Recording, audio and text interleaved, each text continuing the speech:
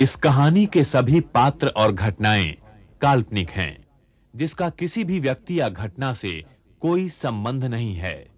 यदि किसी घटना के साथ इसकी समानता होती है, तो इसे मात्र एक संयोग कहा जाएगा।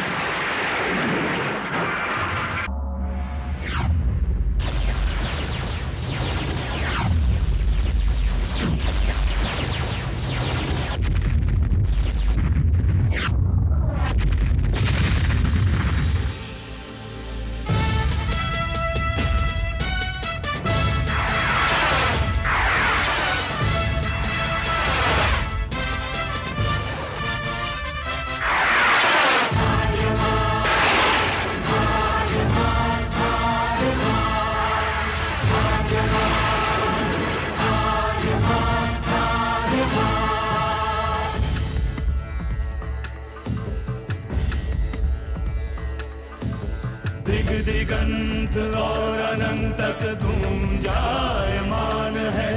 ब्रह्मनाद है विधि का वो अटल विधान है।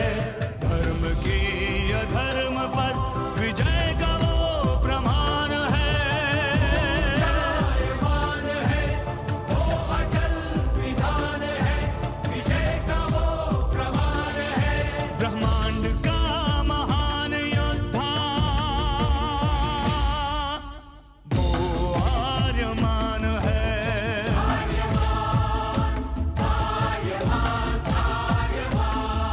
ब्रह्मांड का महान योद्धा वो आर्यमान है।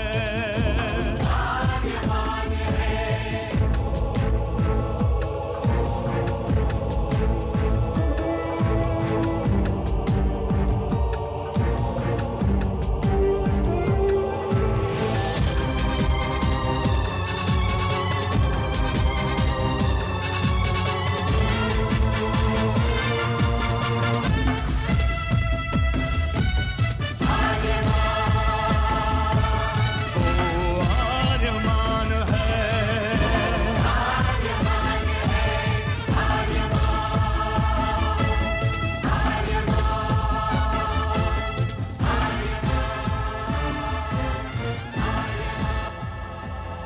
अनंत असीम ब्रह्मांड, अद्भुत, विशाल, विराट, जहां असंख्य आकाश गंगाएं प्रतिक्षण बनती रहती हैं, मिटती रहती हैं। हर आकाश गंगा में होते हैं अनगिनत तारे, अनेकों सूरज, और सूरज के साथ होता है अपना सौर मंडल, जिसमें रहते हैं अनेकों ग्रह। न जाने कितने सूरज चमके और बुझ गए, न जाने कितने तारे चमके और खो गए, न जाने कितने ग्रह, कितनी पृथ्वियां, कितनी सभ्यताएं बनी, बढ़ी और खो गई समय की इस अनंत धारा में। इन्हीं अनजानी परंतु अमर गाथाओं में से एक है महागाथा ब्रह्मांड के योद्धा आर्यमान की। बहुत समय पहले पृथ्वी से लाखों प्रकाश वर्ष दूर आर्याना आकाश गंगा में एक ग्रह था, थार।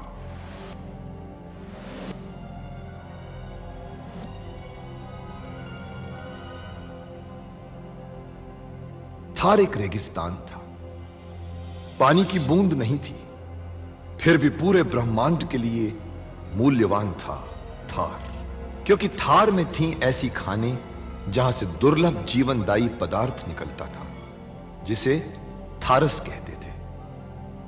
यह किसी भी ग्रह की जहरीली से जहरीली हवा को भी रासायनिक प्रक्रिया से प्राणवायु बना देता था, जीने के लायक बना देता था।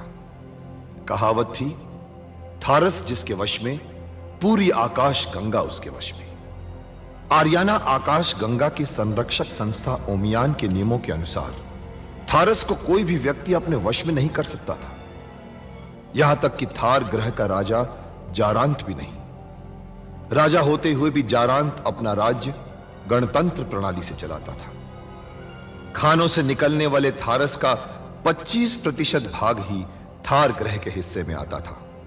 बाकी का हिस्सा ओसेक अंतरिक्ष संगठन में चला जाता था। ओसेक आरियाना आकाश गंगा के व्यापारियों का संगठन था और जिसका संचालन अंतरिक्ष में बनाए गए एक कृत्रिम ग्रह ओसेक से होता था। मगर ओसेक संगठन में कई व्यापारी ऐसे भी थे जो अति महत्वाकांक्षी थे, जो पूरे ब्रह्मांड में अपना आधिपत्य स्थापित करना चाहते थे। परंतु जब तक ओमियान था तब तक कोई कुछ नहीं कर सकता था। ओमियान अंतरिक्ष के लोगों की संरक्षक संस्था थी, जो अंतरिक्ष के निवासियों के हितों का पूरा ध्यान रखती थी और अपनी शांति सेना के द्वारा संपूर्ण ब्रह्मांड में शांति और व्यवस्था बनाए रखती थी। इसी ओमियान संस्था का अध्यक्ष था महान होशिंग। होशिंग जिस ग्रह पर रहता था उस ग्रह का नाम था गुरुक्षेत्र, जहां आज छिड़ी हुई है एक महाजंग। तब तो महारानी रासा को ये पवित्र चंद्ररस अवश्य पीना चाहिए। महारानी तो स्वयं उन्हें क्यों नहीं दिया तुम? हाँ, वो तुझ पर कितनी प्रसन्न होगी। संभवतः पुरस्कार भी दे दे तुझे। ये तो मेरा सौभाग्य होगा महारानी। परंतु उनसे ये मत कहना कि मैंने भिजवाया। पर क्यों महारानी? औरतों का स्वभाव तो तू जानती है ना जीनो। संभव है कि महारानी मुझ पर संदेह कर बैठी कि स्वयं बांझ होने के कारण मैंने इस पवित्र चंद्र रस में उन्हें विष मिलाकर दिया है। फिर वो इसे कभी स्वीकार नहीं करेंगी। हाँ, यदि तू इसे अपनी ओर से ले जाएगी तो वो तुझ पर संदेह नहीं करेगी और वो इसे स्वीकार कर लेगी। मैं समझ गई महारानी, आपका हृदय कितना विशाल है। आप महारानी रासा पर उपकार भी करना चाहती हैं तो गुप्त रूप से। उपकार कहाँ जीनो, इसमें तो मेरा ही स्वार्थ है ना। स्वार्थ? महारानी रासा माता बनेंगी तो मैं भी तो बड़ी माता कहलाऊंगी ना। ये ले, और ध्यान रहे, इस पवित्र चंद्र रस की एक भी बूंद भूमि पर न गिरने पाए। आप शगुन होता है। आप चिंता न करें महारानी, मैं ध्यान रखूंगी।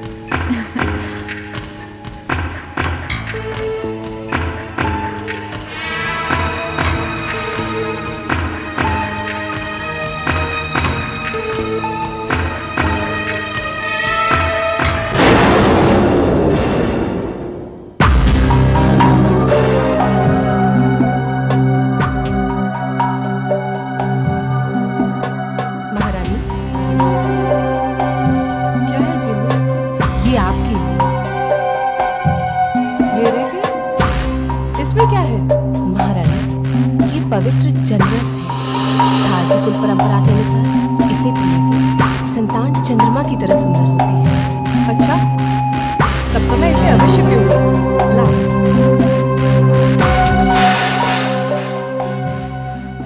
अरे बिलारी, तू यहाँ क्या कर रही है? जरा पकड़ तो।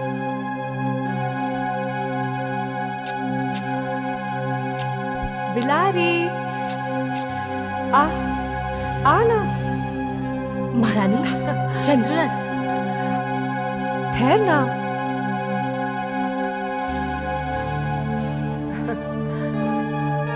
आजा। महारानी, इसे पी लीजिए। बिल्ली मैं पकड़ देती हूँ। नहीं, बिल्ली को मैं पकड़ती हूँ।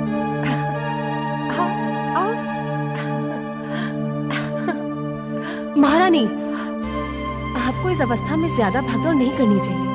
लीजिए, इसे पी लीजिए। अच्छा ला, ये पकड़।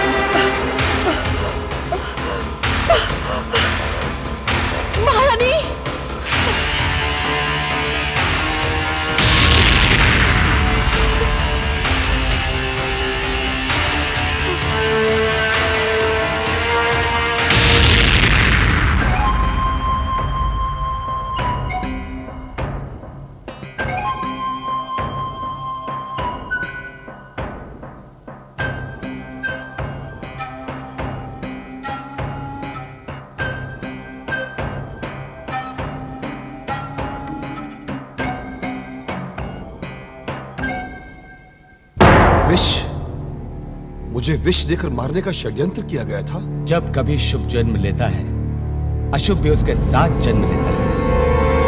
तुम्हारी परीक्षाएं तो तुम्हारे जन्म से पहले ही आरंभ हो गई थी। फिर मैं जीवित कैसे रह गया?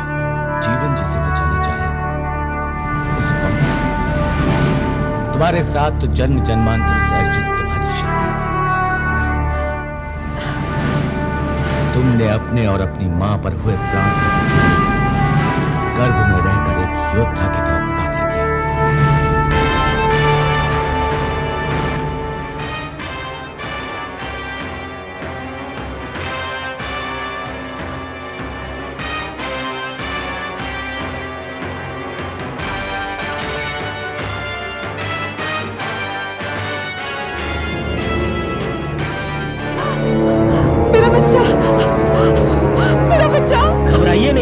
घबराइए नहीं महारानी, आपका बच्चा सकुशल है। अरे आपके बच्चे ने तो गर्भ में ही एक महान योद्धा की तरह अपने और आपके प्राणों की रक्षा की है। महाराज, परंतु रासा की दशा कैसे हुई राजवती? महारानी, ये बात तो दासी के होश में आने पर ही पता चलेगी।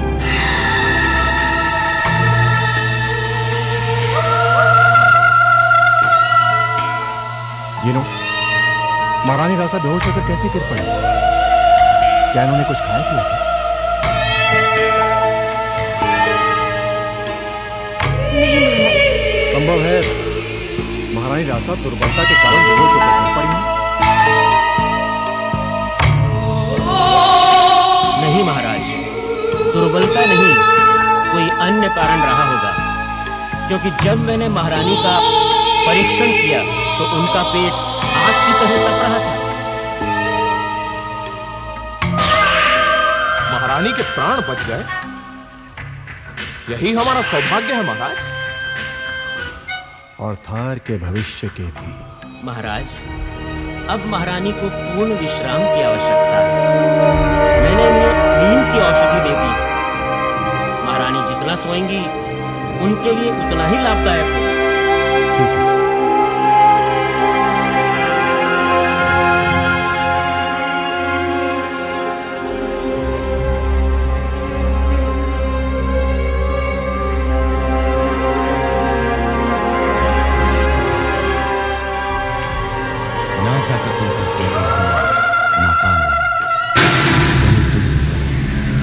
तुम्हारा एक और दुश्मन नारक महाराज जारान से मार खाने के बाद चुप नहीं बैठा था। वो अपने उस एक संग में बैठा तुम्हारे जन्म स्थान थार ग्रह को बर्बाद करने के लिए अपने शैतानी दिमाग से एक और नई योजना कर रहा था।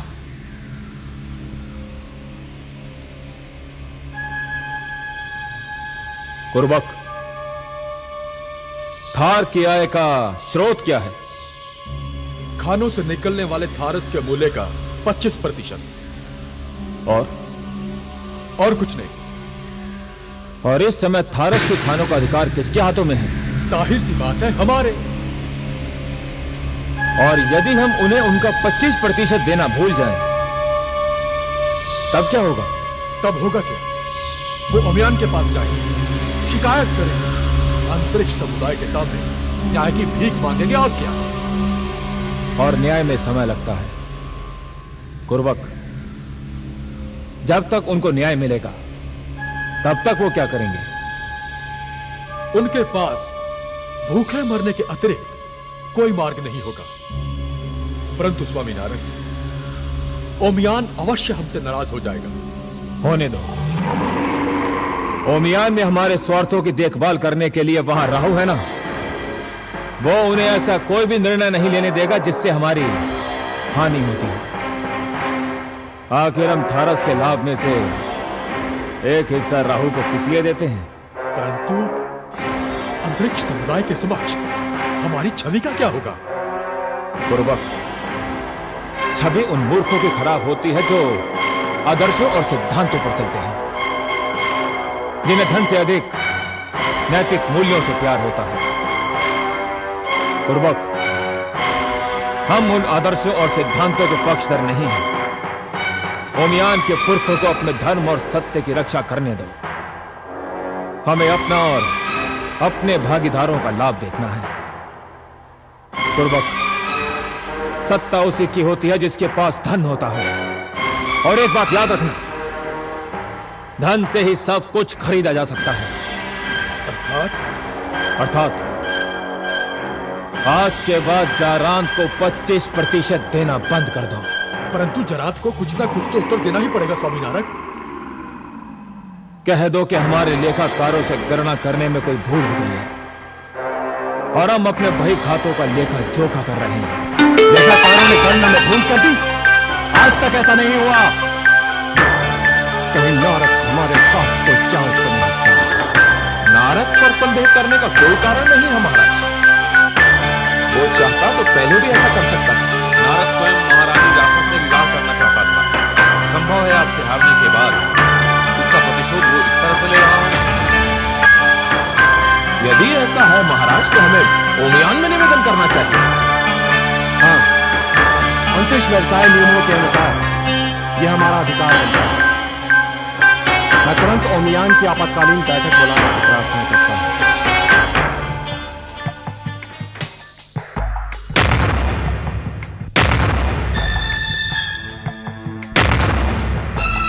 ओसेक व्यापार संघ और उसके सदस्य जो कर रहे हैं वो अंतरिक्ष व्यापार नियमों के विरुद्ध है। अवश्य है, परंतु जब तक लेखाकारों की भूल का पता नहीं चलता, नारद कैसे पता लगा सकता है कि थार का हिस्सा कितना है?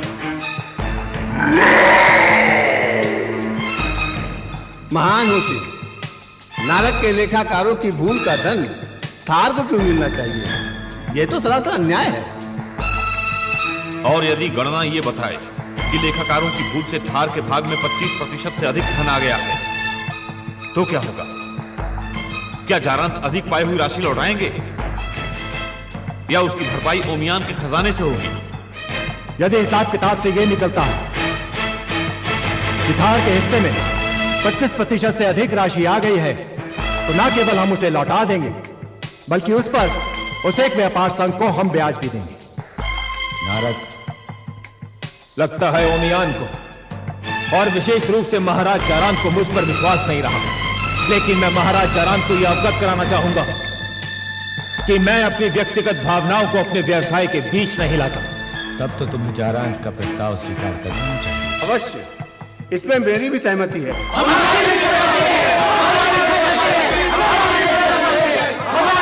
नारद, बहुमत यही कहता है कि तुम थार का 25% दे दो। यदि तुमने विलंब किया तो तुम्हें ब्याज के साथ वो राशि देनी पड़ेगी।